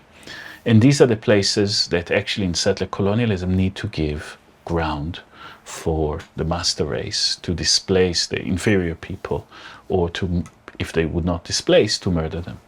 So the Lebensraum need to be dependent on another space, the extermination place. So you have a calculation of life, or life entering into calculus, in terms of productivity of land, in terms of economical viability, right? Those that are biologically supporting a certain, the kind of the proliferation of numbers of a population of a particular race. At the same time that you need to slowly calculate the destruction, slowly or fast, but initially settler colonialism worked with the kind of slowly constraining the possibilities of the life of the indigenous people to be. And this is what the reservations are. They displace people into the areas at the fringes of the productive zone without enough amenities or quality to enable life, where the density becomes higher, where people start dying out of epidemic and malnutrition. And that's the kind of slow death that is imposed through this idea. And that starts asking you questions about whether the term genocide even is suitable to describe those things. Because in the imaginary, in the kind of Shoah Holocaust imaginary of genocide, we're talking about a time-intense, direct killing. At least in the imagination, no? You take people, you transfer them into death camps, and you murder them in there. A time-intense decision and action, rather than protracted, sometimes century-long process by which indigenous people are calculated out of an environment in a particular way. And it's exactly that space-time that is open through that category of conditions of life.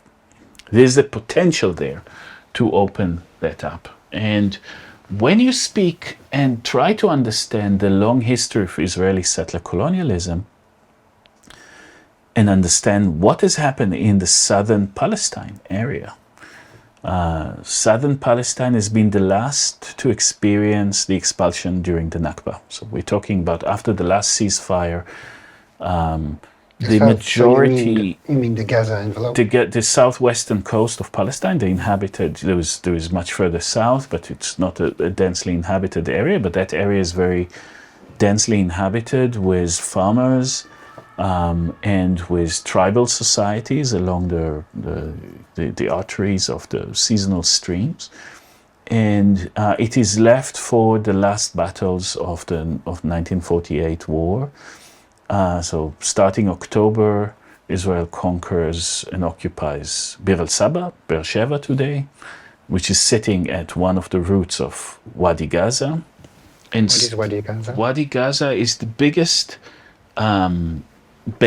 water basin in southern Palestine, or in fact in Palestine at all. It's a huge basin that starts in the Hebron mountain of the West Bank, in which a lot of water and clay soil, very fertile agricultural soil, is draining from the mountain to the sea and makes all that basin one of the most fertile parts of Palestine. So when Zionists goes, they see, not only Zionists, the proto-Zionists, the kind of the Orientalist travelers to the Holy Land. No, most of them start in Alexandria and moves along the Via Maris, the coastal route, and walking through the desert. And all the description are the same. The monotone.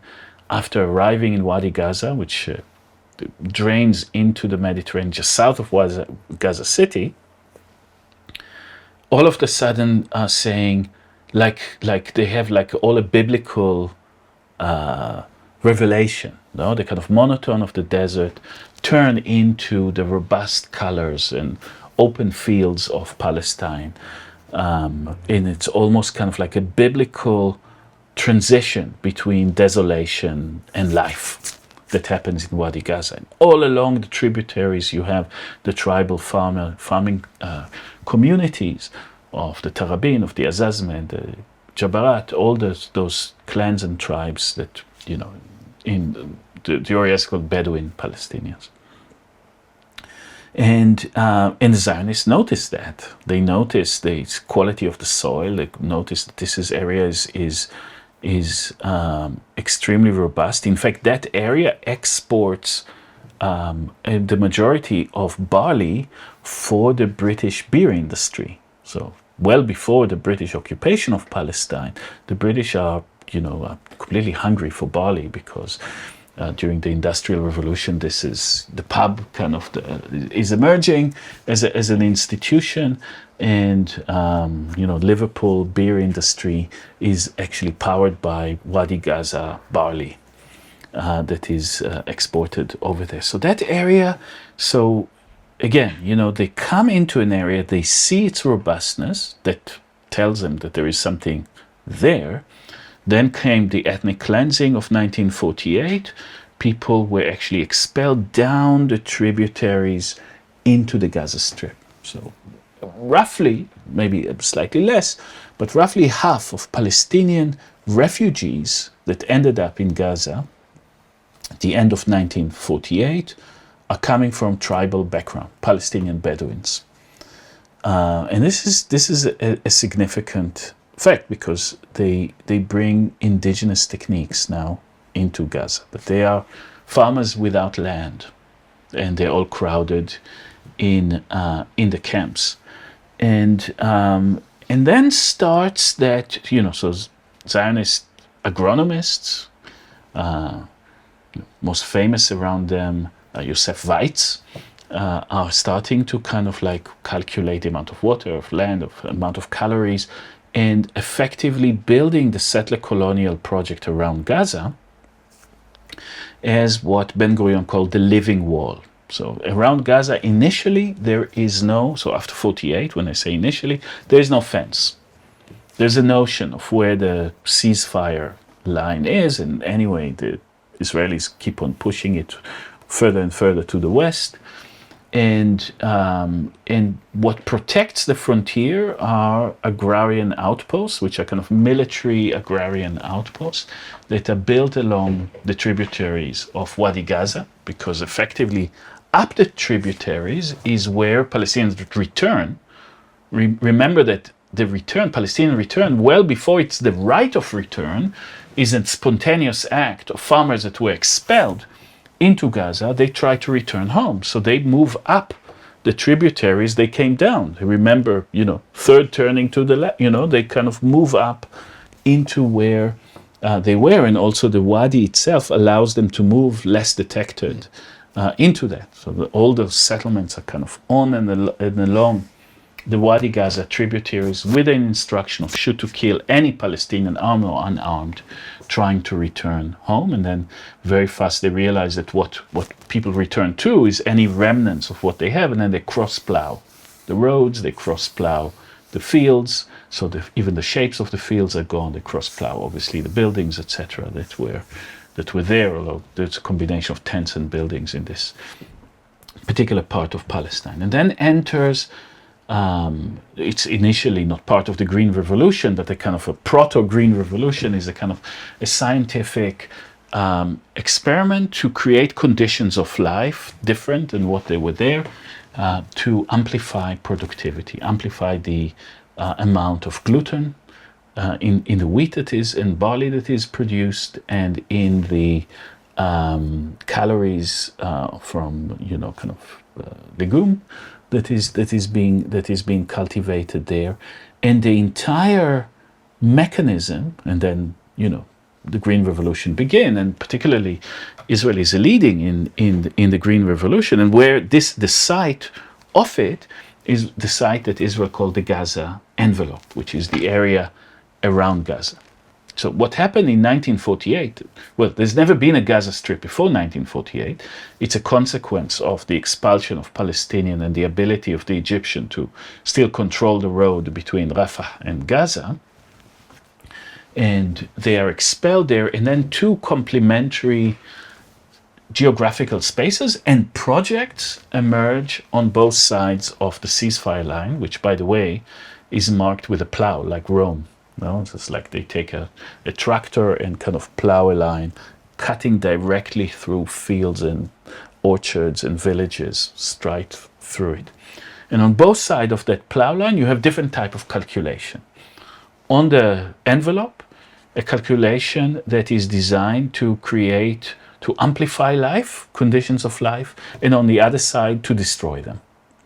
The condition of life, these are calculated to bring about the expulsion of Palestinians from this area, because what Israel has not been able to achieve in 1948, which is to occupy that last bit, this 1.3% of mandatory Palestine, where the Egyptians managed to defend his finger into that, was painful for the Israelis. They wanted to complete the Nakba and push them into Egypt. Egypt held, and that place was there. The way to do it was through the reduction of the possibility of living there, through damming Wadi Gaza, so water does not pass, and what passed were the kind of the chemical residue from the artificial fertilization, from the nitrate immediately after in the 50s, nitrate becomes very common as a form of synthetic fertilizer, and the Green Revolution begins with the conversion of nitrate factories from explosive into fertilizers. But in Palestine, there was another secret weapon, the Dead Sea, and of course the phosphates and bromium over there. You kind of short circuit the geology of Palestine. You take earth from the Dead Sea, pour it on the clay around Gaza, and boom, the amount of fertilization is incredible. I mean, that area produces more than half of the vegetational calorie intake of Israel around Gaza. And that was the area that was attacked. So it's not like there are settlements beyond the fence around Gaza. The settlements are the mechanism of siege. The envelope puts the strip under siege, but you need to think about the envelope and the strip as two conditions in which life is calculated in a very different way, for very different aim. But the calculation is the same. So the minute that you start with calculation, that you speak about Lebensraum, you need to speak about its opposite. When you speak about biopolitics, you speak about necropolitics. And this was exactly the yin-yang of the Gaza Strip in an envelope. So as you just explained it seems like Israel has the same project from the beginning, from 48 on, and which of course would validate the notion that it's a continuous Nakba, gradual, slow, but that's the purpose. The purpose is to create the Eretz Israel, so the greater Israel, which would be solely the land of the Israeli Jews, and the Palestinians would disappear one way or another. That seemed to be project from the start. At the same time, there are ostensible shifts in Israeli policy and in Israeli, maybe even imaginary. For instance, what I'm thinking about is an article published by another common friend, Niv Gordon, Israeli historian, that he published around 2010, if I'm correct, where he insisted on the fact that there were two operating principles at different times. That from 67 to the first Intifada, so from the Six-Day War when there's the occupation of the West Bank and the occupation of Gaza, until the first Intifada, the Israeli project was not so much to expel, but to depoliticize the local Palestinian population. And that in fact, if we're talking about condition of existence calculated, there the calculation was calculation towards a slight improvement of their living condition, of the Palestinian population under occupation, living condition, so that they would abandon their political hopes of an aspiration for free Palestine. And that kind of stops around the time of the Oslo, what will lead to the Oslo Accords, where the principle of colonization, but a colonization that would improve the life of the colonized so as to appease them, is replaced by what he calls the principle of separation, where ostensibly it's about creating a two-state solution, but in fact it's about pushing away the Palestinians so that Israelis wouldn't have to see a Palestinian again in their lives. And so that sort of is this slow process that will lead to the reawakening of the ethnic cleansing and the expulsion imaginary. So how do you balance these two? First of all, do you agree that there was like shifts both in policy and imaginary, and how do you balance them? I think that in my earlier work, I had much more patience and attentiveness to the nuance in Israeli policy.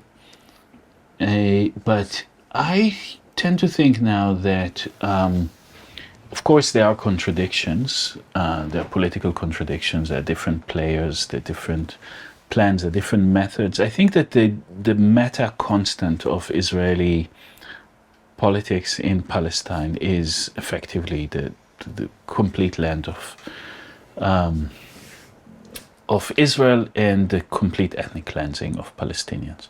I think it has different temporalities, it has different aims, it has different means in which it is undertaken, and within that you have a kind of the idea of pacification, temporary pacification through improvement of condition of life. So, Sharon, at the same time that he tries, and here's the contradiction. No, Sharon is trying to expel Palestinians, just like what Israel is doing now. When are we talking about? We're talking about immediately after the occupation. The occupation is, Israel called it the 6 Days War. The Palestinians called that period the 4 Years War, from 67 to 71, in which the Palestinian armed organization continue the war with the whatever weapons they could grab from the retreating Egyptian army after the Israeli occupation of Gaza Strip and the Sinai. Sharon is continuing this very same push from north to south. We haven't spoken about it, but effectively the genocide, to our understanding, began on the 13th of October when Israel is delivering an evacuation order for the safety of the Palestinians. So imagine, on the same day, on the 13th of October, is the day that the President of Israel said there are no uninvolved civilians in Gaza, where the minister, at the time now the Minister of Defense, Israel Katz, is saying, we would starve them out until they all move out of the world or leave. And at the same day, there's a lull in bombing, and what the Israeli legal defense in The Hague calls millions of A4 leaflets are falling onto Gaza and telling people, for your safety, you need to move south of Wadi Gaza. Remember, we spoke about Wadi Gaza before, that notion of the threshold of the desert, i.e. from the more water-rich part of the Gaza Strip down to the more desert part of the Gaza Strip at this particular moment. That action has been a kind of, has echoes and precedents throughout Israeli history in Gaza. Initially, the Israelis are trying to push the Palestinians during the 48. They're unable to do that. We spoke about that before. In 1952, they tried to convince the Egyptians and the UN to move Palestinians from Gaza to Egypt, and if not, at least from northern Gaza, into a number of villages that in the 50s they want the Egyptian government to build along the Via Maris in the north of the Sinai Desert, along a sweetwater canal from the Nile that they're planning to do. Later in the 50s, they raid the Palestinian refugee camps in order to force them to leave. In 1956, when they first occupied, they want them to leave. Every time it stopped politically, all through Palestinian perseverance and resistance. And then in 67, Sharon is using the counterinsurgency again to do the same thing, to attack the two big refugee camps in northern Gaza, namely Jabalia and Al-Shati, and to push them into the refugees, through the counterinsurgency, generate enough destruction in the camp so people would leave to Egypt. Also, that does not succeed, but something else happens. At the same time, Sharon is involved in promoting housing for refugees, and him and Dayan is the Minister of Defense, obviously, at this time, think that The problem of refugees is an urban problem of political identity, i.e., because the squalor in refugee camps buttress a certain political ideology of refugees. What means being refugee is wanting to return to the area, and most Palestinians come from the area just around Gaza. If they would give them decent housing, they would just stop being political and would be content with it. I.e., pacification, which is another constant colonial technique by the French in Algeria and by the British in Uganda and in other places. No, you build housing in order to pacify, so that they will have something to lose. And at the same time, you kind of allow people to work or be integrated, be proletarianized as manual, unskilled labor in Israeli industry and agriculture. In fact, Palestinians were going to cultivate the very fields from which, at this point, their parents were expelled. Right? So that is one of the trajectories that is mirrored today, or just before October 7th. That was clearly Netanyahu's policy. Bring Qatari money, allow the development of Gaza so that people would create leverage by letting them have something to lose in that respect. And that this depolitization through architecture did not work.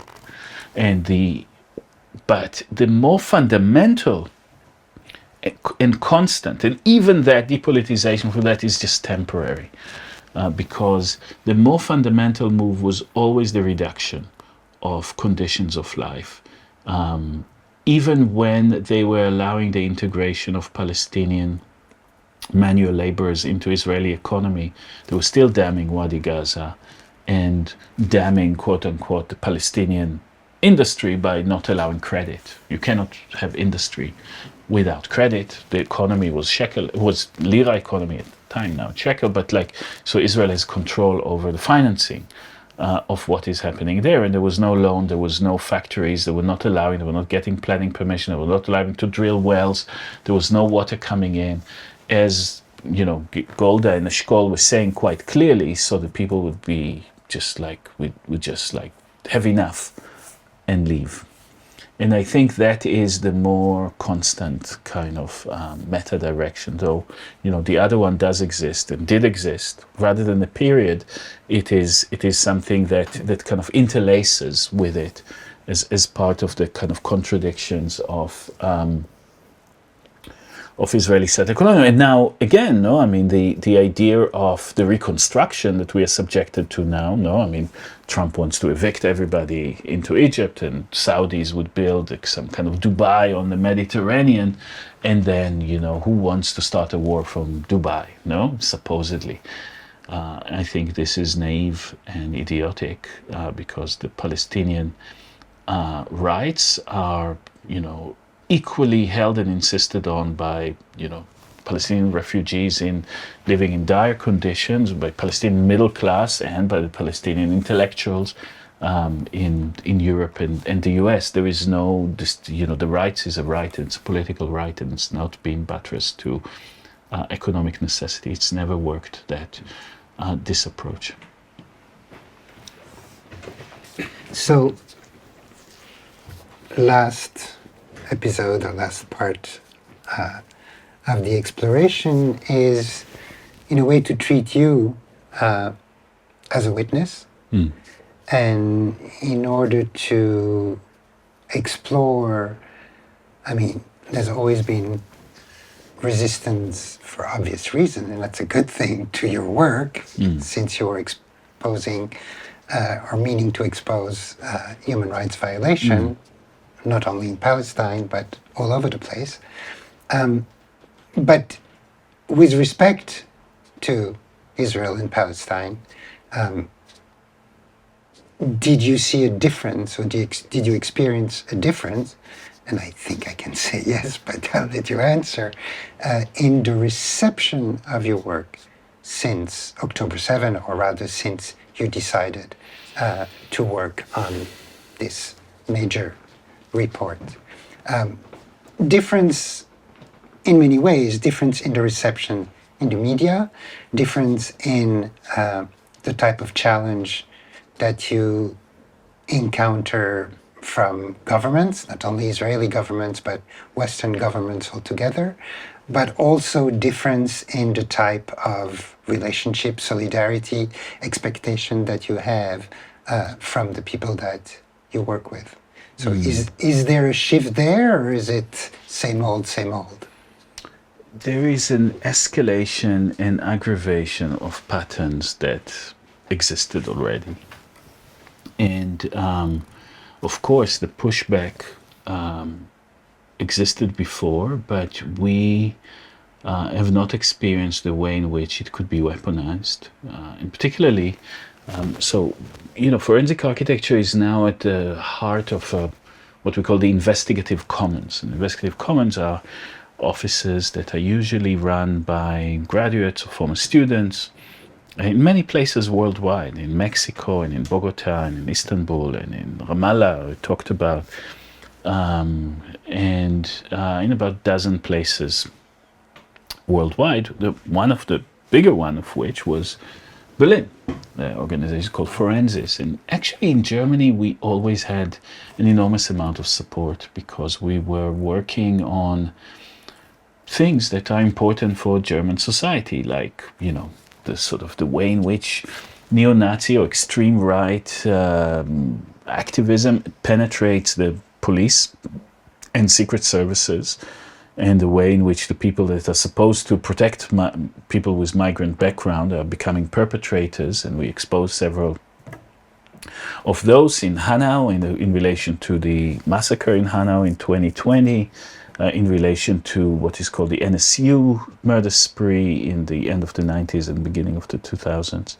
Which was, in a couple of sentences, what? These were neo-Nazis who were targeting migrants.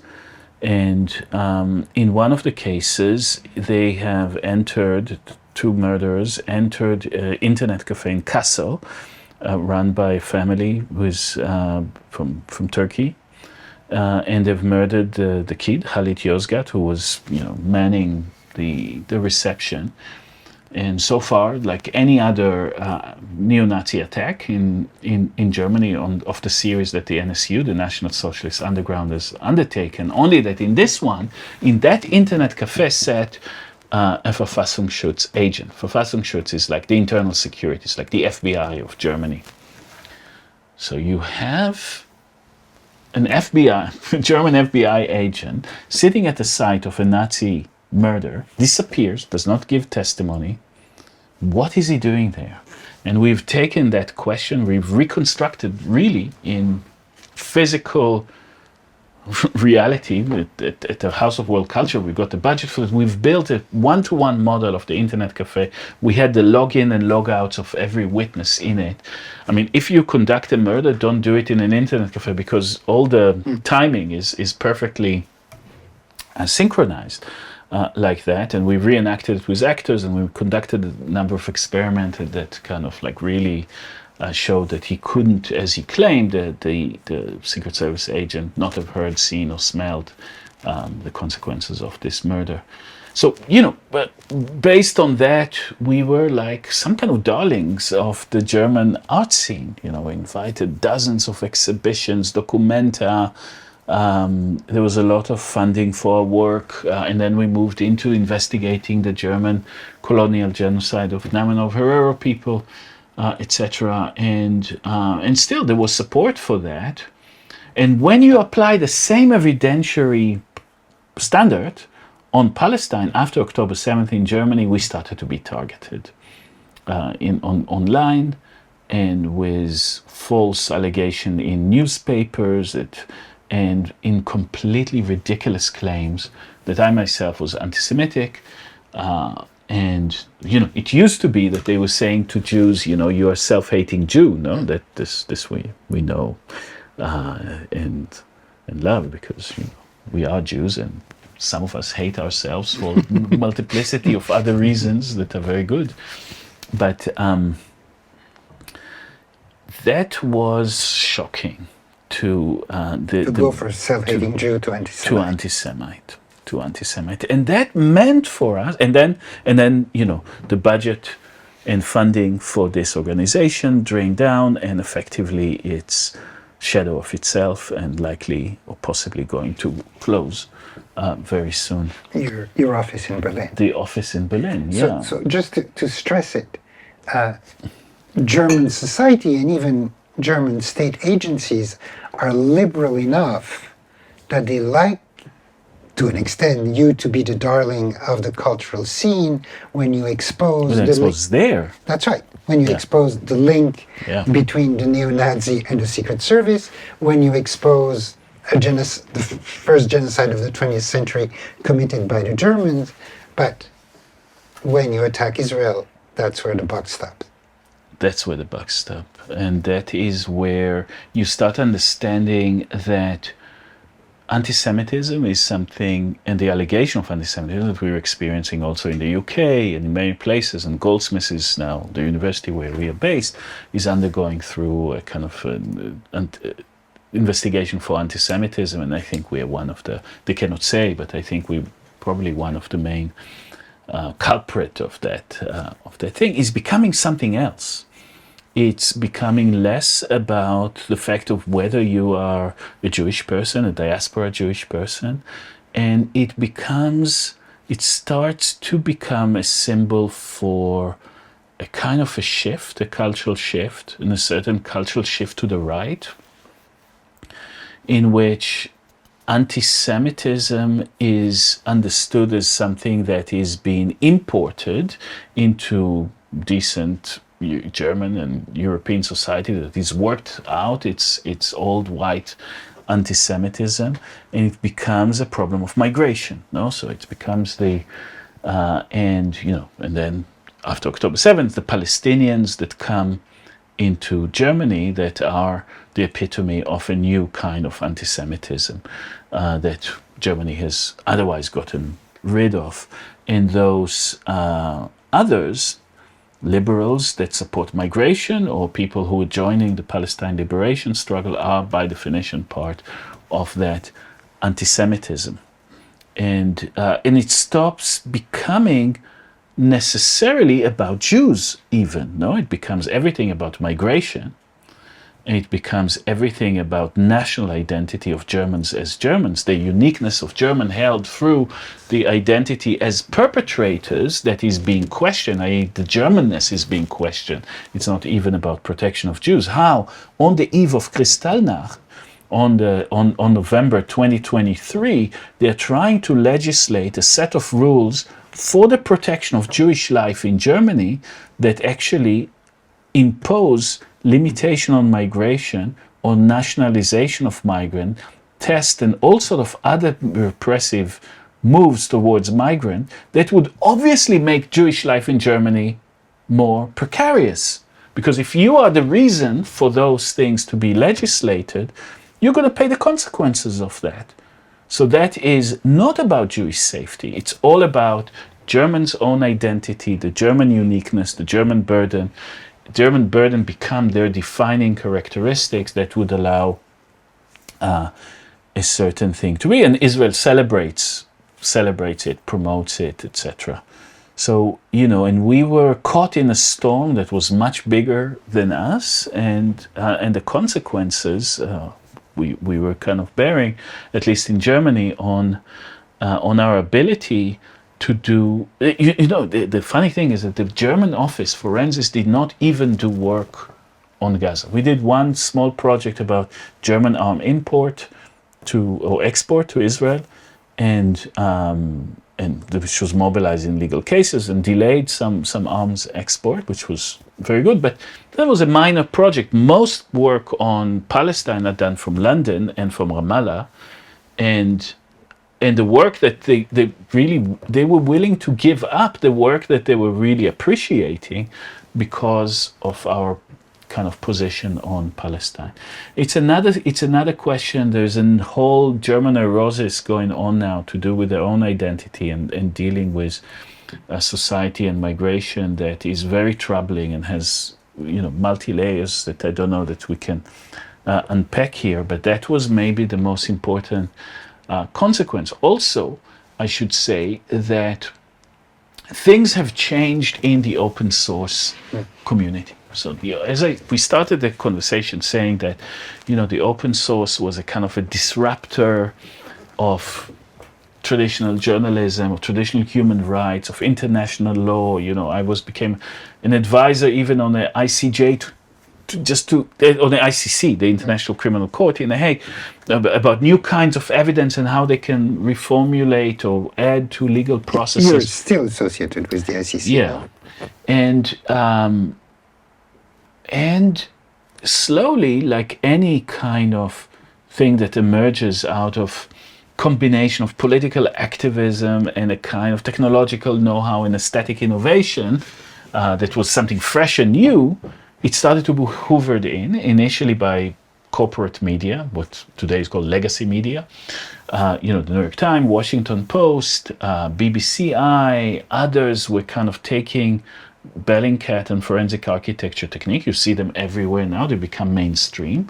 Then also secret services and militaries and police forces have started adopting it. And what has become as a radical practice turned into a system of technique that is anything but, and really not even open source, because the New York Times would not even share with other investigators the kind of the source material in a way that we would do that. And the politics is also gone with it, and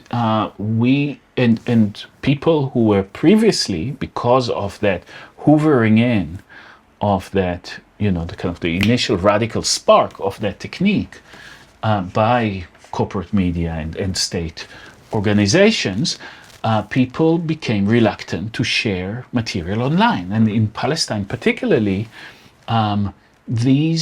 if you film an Israeli soldier shooting a Palestinian in the West Bank and you upload it, they would trace back. They would do a kind of a forensic, walk-back forensics and find you, and you'd be arrested at best.